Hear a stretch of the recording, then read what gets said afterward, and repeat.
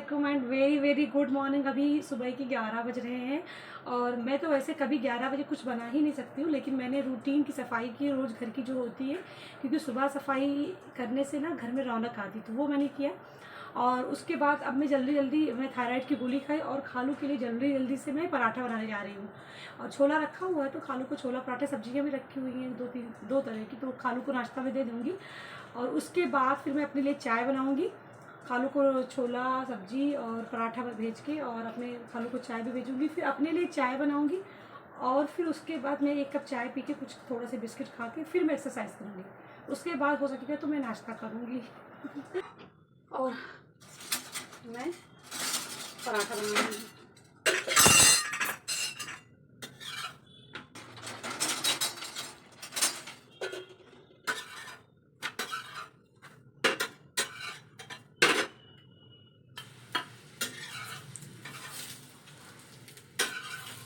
मैं सुबह यही सोचा करती हूँ कि मेरी एनर्जी किसी तरह स्टोर रहे और सुबह के टाइम ये मैं मतलब स्पेंड ना करूँ कहीं। अगर एनर्जी मेरी सुबह वाली खर्च हो जाती तो एक्सरसाइज करने में थोड़ी वीकनेस आने लगती है। तो मैं इसीलिए सुबह मोस्टली सोचती हूँ रूटीन सफाई कर लूँ और बस शावर ले लूँ, क्योंकि एक्सरसाइज में बहुत स्वेटिंग होती है, तो उससे पहले थोड़ा फ्रेश हो जाऊँ और उसके बाद मैं एक्सरसाइज शुरू कर देती हूँ। कभी कभी तो मैं चाय भी नहीं पीती हूँ, सिर्फ थायराइड की दवा लेके ही मैं एक्सरसाइज शुरू कर देती हूँ। बट अब जब तक खाना नहीं तो खाने के लिए सुबह उठ के मुझे नाश्ता बनाना ही पड़ेगा, क्योंकि आटा गूंदने में एनर्जी लगती है ना। और फिर मैं दोपहर का भी आटा इसी टाइम पे गूंद ली हूँ, ताकि एक पराठा बन गया और दूसरा बना लूँ, बस खाने को भेज दूँ। गोलू भाई जल्दी आ गए हैं।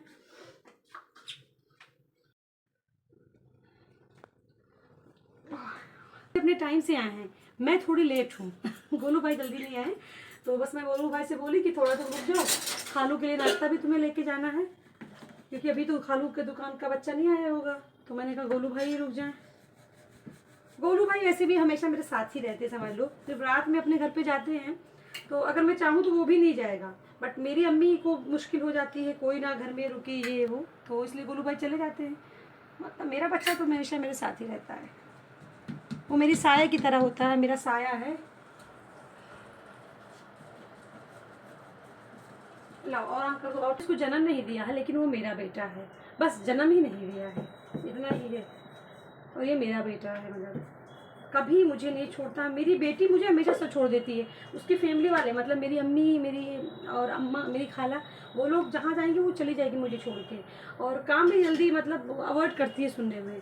मगर मतलब मेरा बेटा जो गोलू है ना, वो मेरे किसी काम को अवॉइड नहीं करेगा। छुट्टी के दिन भी अगर मैं उसको कॉल कर दूं, बेटा ये काम है, वो फ़ौरन आएगा, कभी बहाना नहीं करेगा कि या कि मतलब जैसे घर पे नहीं है, मैंने कॉल किया, उसकी बहनों ने उठाया, तो जैसे ही घर पे आएगी उसकी बहनें बताएंगी ना कि अप्पी की कॉल आई थी, वो फ़ौरन कॉल करेगा। ये नहीं सोचेगा कि अप्पी ने कोई काम करवाना होगा तो अप्पी कॉल करी है, मैं ना उठाऊँ ताकि मुझे दोबारा जाना पड़ेगा। नहीं, वो तुरंत उठा के बोलेगा हाँ अप्पी आप क्यों कॉल करी थी।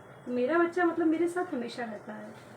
पता नहीं, जब ये मेरे पास नया आया था ना, तो मेरे पास 4 लड़के थे दुकान पे, तो मैंने इससे बोला कि तुम तो मुझे एक दिन छोड़ के चले जाओगी। तब मुझे इसकी ज़रूरत नहीं थी, क्योंकि ये कुछ काम वो जानता भी नहीं था, बस ऐसे ही था। तो इसने कहा था नहीं, मैं आपको कभी छोड़ के नहीं जाऊँगा, मैं आपके साथ रहूँगा।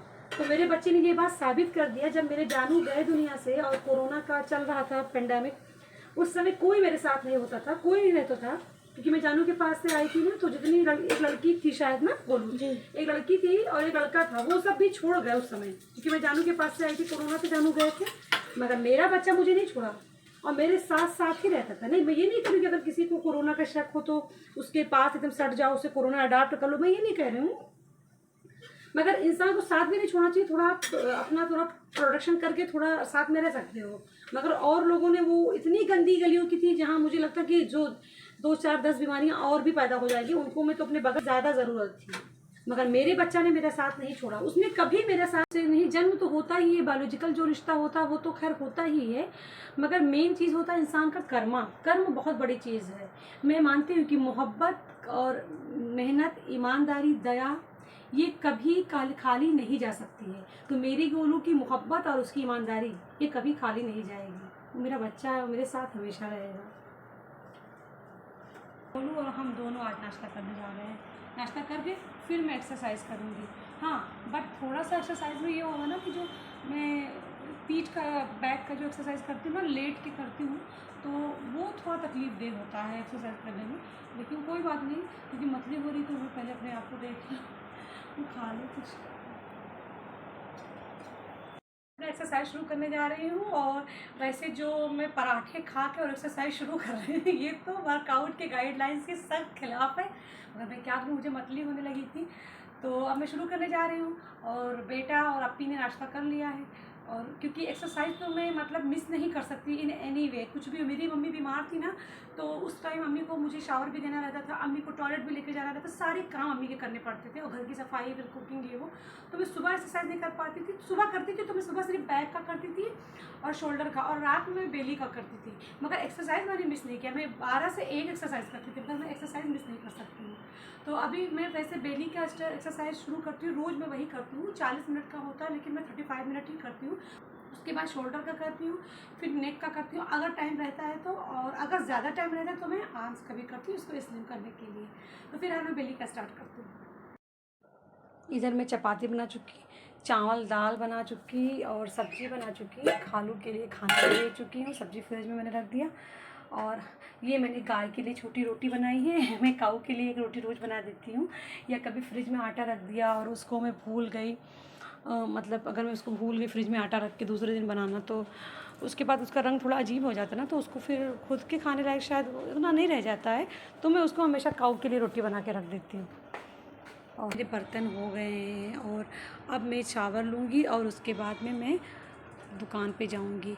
और मतलब मेरे इस वाले घर में, यहाँ वाले ऊपर वाले घर में, ऊपर के किचन में ना, ये किचन बहुत छोटा है, तो सिंक नहीं लगा है, तो यहाँ पर मैं यहाँ पर बैठ के ही किचन के बाहर बर्तन धुलना होता है। लेकिन मेरे और जो घर हैं, जैसे मेरा नीचे वाला जो घर है, उसमें जो किचन है जिसमें टेनेंट रहते हैं, उसमें भी है मतलब स्टैंडिंग सिंक ही है। और जो सामने मेरा घर है उसमें 3 किचन है, ऊपर नीचे, ऊपर 2 हैं, एक नीचे, तो उसमें भी सिंक वाला ही सिस्टम है, स्टैंडिंग।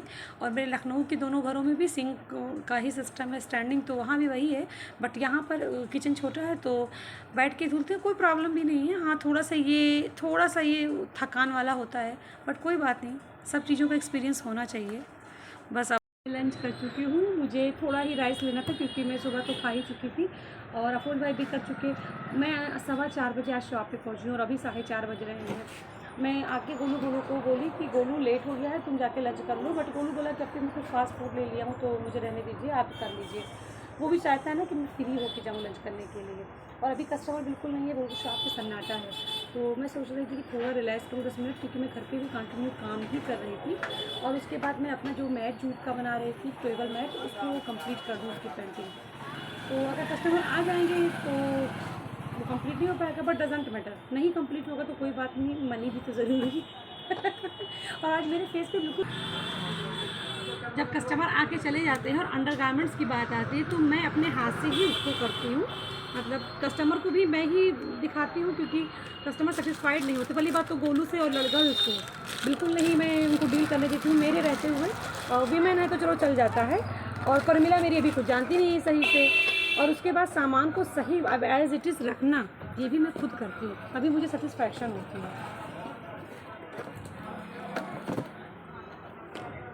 आती वुमेन और उनको सेट वाले मतलब ये चाहिए लेंजरीज, तो अगर वो सेपरेटली लेती है एनी बाय एनी रीज़न, और उसको उनका मैचिंग चाहिए, तो गोलू से ख़त्म है। शायद कोई दुकानदार ऐसा होगा जिस तरह गोलू मैचिंग निकाल के देते हैं।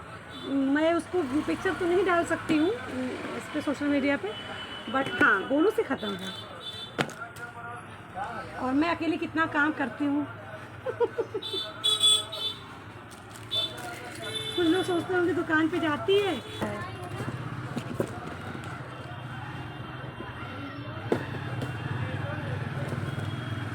आ गया सोफी वाले का। ये खाली सोचता रहता है कि गर्ल्स कस्टमर आ जाएं और अपनी मुझे किसी तरह से मतलब काम करने को ना बोले, मुझे बहाना मिल जाए। गोलू इसी चक्कर में रहता है, क्योंकि गर्ल्स कस्टमर आ जाएंगी, वुमेन रहती तो गोलू को मैं कह देती हूँ कि आप भी अंडरगारमेंट दिखा सकते हो, डजेंट मैटर। अगर गर्ल्स आती तो मुझे दिखाना होता है, और मतलब मुझे नहीं अच्छा लगता कि गर्ल्स अपने सेम एज को दिखाए। तो क्योंकि गर्ल्स मेरे पास इसीलिए आती है क्योंकि वीमेन की शॉप है, और परमिला मेरी बेचारी नहीं जान पाती है कुछ अभी, तो ये इसी चक्कर में लगा रहता है कि गर्ल्स आ जाएं और मैं बस निकलूं। मुझे बाहर अपनी बैठने को दे दे, मैं बाहर देखूँ, मौज करूँ और अपनी काम कर लेंगी। ये तो अभी कैमरा पकड़ने के लिए इतनी देर खड़ा है, वरना अब तक कि बाहर ही खड़ा होता है। फिर मुझे थोड़ा सा इसको चिल्लाना पड़ता है। जो लैंग्वेज ये समझता है उसी लैंग्वेज में इसको चिल्लाना पड़ता है। जो ये लैंग्वेज समझता है वो मैं आप लोगों को नहीं बता सकती है ना परमीना? ये जो लैंग्वेज समझता है वो मैं बता नहीं सकती हूँ। कल गार्नियर का कंडीशनर याद है? कहाँ आपकी कौन सा कंडीशनर आता ही नहीं है, और जब इसकी लैंग्वेज बताया तुरंत समझ गया था ना। इंग्लिश में समझ जाते हैं। इंग्लिश लैंग्वेज है, उसी में ये समझता है। जब पहले भी कोई भी लड़की मेरी दुकान पे आती ना तो वो सोचती कि है इसकी अपनी कितनी रूट है, बच्चे से कितना रूट व्यक्ति हो जाती है। लेकिन बाद में वो जान जाती है कि वो इसी लैंग्वेज को ही समझता है, उसके सिवा कुछ समझता ही नहीं है। इंग्लिश में बात करते हैं आप। आज दुकान का सामान आ गया है। पैड हमारे यहाँ सोफी का बिल्कुल ख़त्म होने को था, एजेंसी से आज माल आ गया है। अब गोलू इसको लगाएंगे। गोलू ही इसको सही से लगा पाते हैं और कोई भी इसको लगा सकता है। तो गोलू भाई जा रहे हैं अपना काम करने के लिए। अभी तो देखिए ऐसे है, अभी 20 मिनट में है ना गोलू? कितने 20 मिनट में गोलू इसको एकदम रेडी। गोलू अभी पूरा पैड लगा दिए हैं और इसको वेल मैनेज कर दिए हैं। और 20 मिनट लगा है ना? हाँ, 20 मिनट में गोलू ने सब कुछ वेल मैनेज कर दिया है। तो आधे घंटे से कोई कस्टमर नहीं है तो हम लोग बस गप्पे कर रहे हैं। मैं मोबाइल में अपना कुछ काम करती रहती हूँ और परमिला और गोलू से बातें करती रहती हूँ। और गोलू बीच बीच में एक राउंड घूम भी आता है, कस्टमर नहीं है तो। ये मेरे साबिर भाई हैं, ये मेरी दुकान के इलेक्ट्रिशियन है, मतलब मेरे पर्सनल इलेक्ट्रिशियन है। अम्मी के जो काम होते हैं लाइट के वो कलाम भाईजान करते हैं, और ये मेरे साबिर भाई हैं। ये काम इनको मतलब जब भी चाहो इनसे काम करवा लो, मगर पैसा देने के लिए मुझे कोई परेशानी नहीं होती। कभी मैं सोचती भी नहीं हूँ कि इनको पैसा देना और साबिर भाई अपना ही पैसा कैसे मांगने आते हैं अफरोज कि कुछ जुगाड़ है कि मैं जाऊँ दूसरा घर देखूँ तो साबिर भाई से काम करवाने के बाद हमें पैसे की कोई गम ही नहीं रहता है। और एक बात और भी है, अगर साबिर भाई को इमरजेंसी में बताया जाए तो वो 10 मिनट के अंदर वो आके हाजिर हो जाते हैं और काम कर देते हैं। और अगर उनको नॉर्मल सी बात बता दो कि साबिर भाई एक स्विच ख़राब हो गई है, आप कहाँ हैं, या साबिर भाई एक फ़ैन काम नहीं कर रहा, तो फिर साबिर भाई 15-20 दिन लगा देते हैं। मगर अगर इमरजेंसी में बता दो तो साबिर भाई चाहे 40 किलोमीटर दूर होंगे तो जो रास्ते की दूरी भी दे दिया करती हूँ, कोई बात नहीं। और ये अफरोज भाई शुक्रिया कैसे भी अदा किया जाए वो कम है, वाकई में आप जैसा कोई नहीं हो सकता, इतना सब्र कोई नहीं कर सकता। साबिर भाई कह रहे हैं कि एक बंदा यहाँ पर आँख मार रहा है और मुझे इसको बदलना ऐसे इलेक्ट्रिशियन कहाँ मिलेंगे जिनको पुराना पेमेंट दो ही ना और नया काम करने के लिए परेशान है ये सिर्फ मेरे साबिर भाई ही कर सकते हैं। है रात के 12:25 हो रहे हैं और 12 बजे मैं शाम की दूसरी चाय पी हूँ। अभी मेरी दूसरी चाय ख़त्म हुई है क्योंकि मेरा रूटीन यही हो गया। मैं क्या करूँ ना, 10 बजे रात को शॉप से आती हूँ, फिर उसके बाद शॉप के थैले वगैरह खाली करना, सब्जी के टिफ़िन के सब करते करते मेरा आधे घंटे बीत जाता है। फिर उसके बाद मैं अपने रूम की डीप क्लीनिंग करती हूँ, किचन में बर्तन वगैरह होते हैं तो वो करना पड़ता है। खैर अभी तो घर में कोई नहीं तो कुछ जो मैं क्लीन करके जाती हूँ बर्तन वगैरह तो कुछ रहता नहीं है। हाँ, मशीन में कपड़े लगाने रहते हैं या हैंड वॉश भी करने रहते हैं, फिर शावर लेना, फिर ब्रश करना, सब होता है। उसके बाद में अभी फ्री होके बैठती हूँ ना तो मैं इसमें टर्किश सीरियल देखती हूँ या अपनी बेस्टी से या गप्पे मारती हूँ। बट अभी मैंने सोचा कि पहले मैं अपनी खुशी के बारे में बता दूँ। मैं ना जो बचपन से अभी तक मैं कभी खुश नहीं हूँ, मतलब जान नहीं पाई थी खुशी के बारे में, मगर मैं अब जान पाई हूँ 1 महीने से कि मेरी खुशी मुझ में ही है। तो मेरे लिए सबसे इम्पॉर्टेंट मेरी खुशी ही है।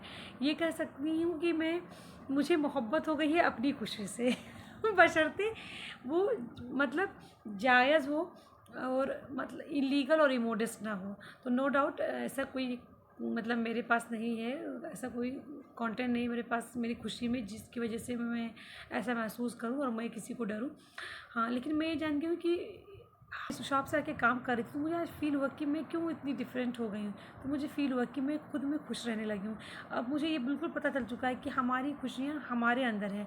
मैं दूसरों में इसको तलाश करूँगी तो वो नहीं मिल पाएंगी और वो मेरे अंदर है। मुझे अपने आप में खुश रहना है बस।